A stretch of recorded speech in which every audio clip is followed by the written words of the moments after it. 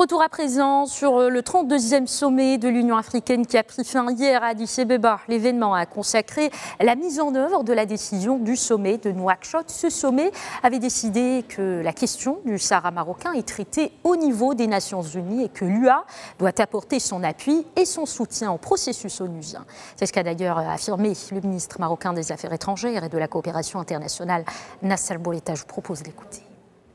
C'est le premier sommet qui ne prend pas de décision sur la question du Sahara marocain parce que les décisions sont prises à New York.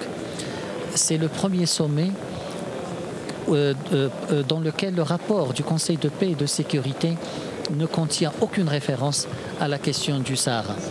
Et ça a fait l'objet d'un long débat et d'une bataille juridique.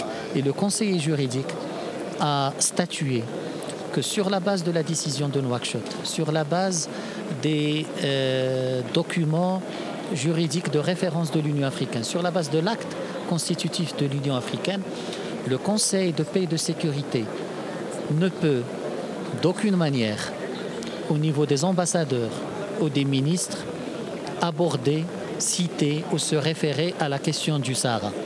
Il s'agit là d'une clarification juridique importante pour mettre fin à tout débat sur une interprétation de cette décision ou un détournement de ces dispositions pour ressaisir le Conseil de paix et de sécurité de cette question.